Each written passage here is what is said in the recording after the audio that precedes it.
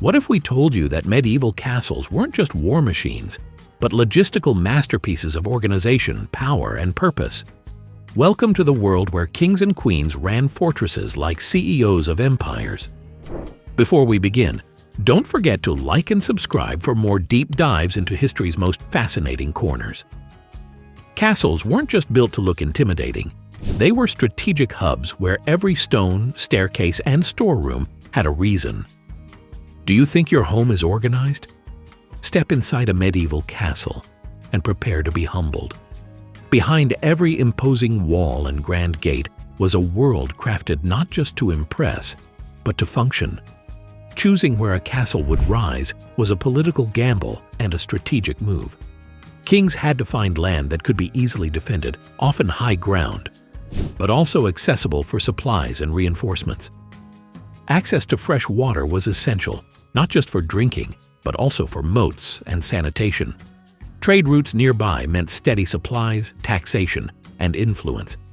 Sometimes these decisions displaced entire communities. Villages were relocated, churches were torn down. A castle's foundation, both literally and symbolically, had to scream permanence and control. But vision alone didn't build a fortress. The logistics of material gathering would overwhelm most modern construction firms. Tens of thousands of tons of stone had to be quarried, shaped, and moved. Thousands of trees were felled just to build scaffolding and walkways. Timber roads were laid to support the crushing weight of oxen-drawn wagons hauling stone. Rivers became floating highways, with barges ferrying bulk loads downstream. It was back-breaking work, made even harder by the complete absence of machinery. What they lacked in tools, they made up for in manpower and patience. Then came the labor force. This was no ragtag group of villagers. Castles were built by the elite craftsmen of the medieval world. Master masons were the engineers of their day, commanding high salaries and immense respect. Their stonework was so precise that some of their blocks fit tighter than modern bricks. These artisans left behind signatures, marks etched into stone, not for decoration, but to prove who had done what. Pride in work was as much a currency as gold. Carpenters, blacksmiths, and mortar mixers formed the silent skeleton of these buildings, shaping beams, crafting hinges, and stirring lime with bizarre additives like beer, animal blood, or egg whites to make it bond like glue. Every corner of the castle bore the imprint of their grit. The foundations were masterpieces in their own right. Some went down to bedrock. They weren't just about support, they were statements. Many were stepped to spread the weight, mixed with unique mortars that could withstand moisture and freezing. They were so durable, in fact, that centuries later, modern engineers still marvel at them.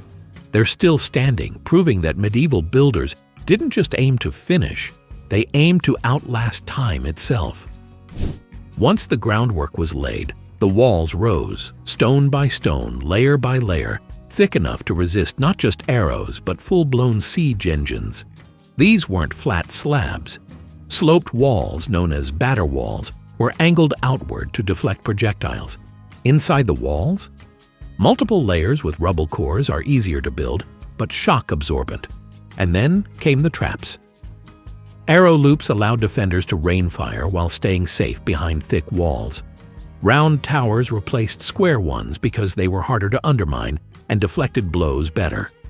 Spiral staircases twisted clockwise, so right-handed attackers struggled to swing swords upward while defenders above slashed freely. Even steps were laid unevenly to trip up invaders who didn't know the rhythm. Architecture wasn't just about strength, it was a weapon. The gatehouse was the nerve center of control and chaos. It was no mere entryway, it was a fortress within a fortress. Drawbridges, portcullises, murder holes that dropped boiling oil or rocks on intruders, and fake doors to confuse enemies. Passing through wasn't just difficult, it was deadly. Even if attackers broke in, they faced bottlenecks designed to slow and expose them to fire from above and sides. But castles weren't just battlegrounds, they were homes, often housing hundreds. At the core was the keep, a last resort stronghold. Built with thick walls, few windows, and elevated entrances, keeps were designed for prolonged survival. Inside, the reality was far less romantic. Cold, dark, and damp, these stone fortresses needed constant innovation to stay livable. Huge fireplaces fought off the bitter cold, though smoke often pooled in rooms due to primitive chimneys. Beeswax candles provided light, but were so expensive that they were reserved for the noble elite. Water had to be harvested, either collected from rain in cisterns or drawn from deep wells, sometimes over 100 feet down. Food storage and security were major concerns.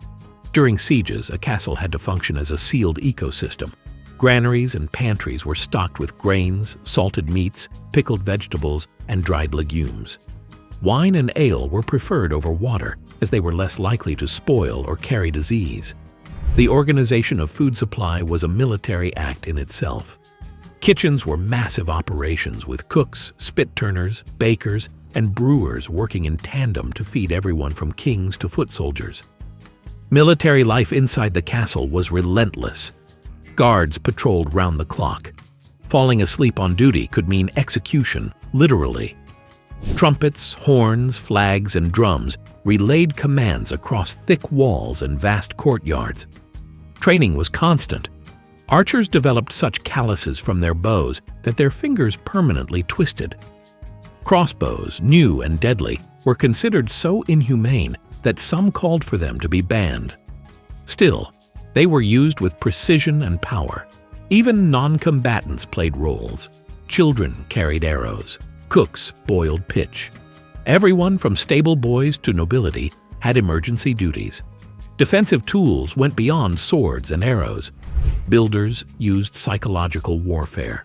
Trapdoors, dead-end passages, and decoy chambers all played into disorienting attackers. Cow traps, hidden spiked pits, disabled cavalry.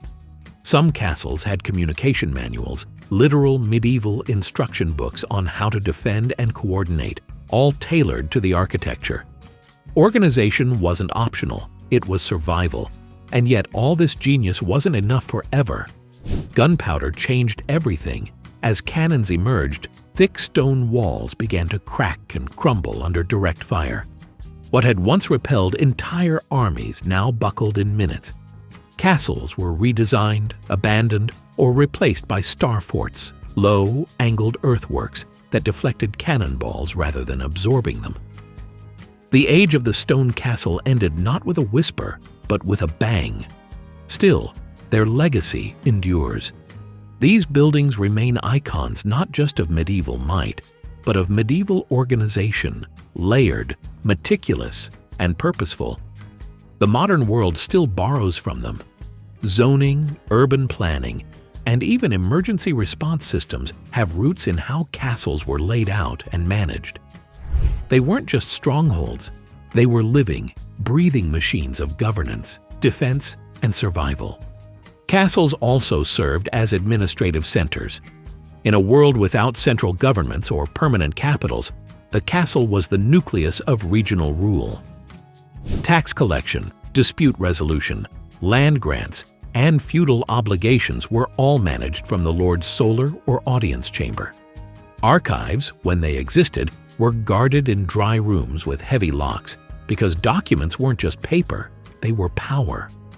Royal charters, letters from the king, land deeds, and contracts were proof of legitimacy, often sealed in wax and bound by centuries-old oaths.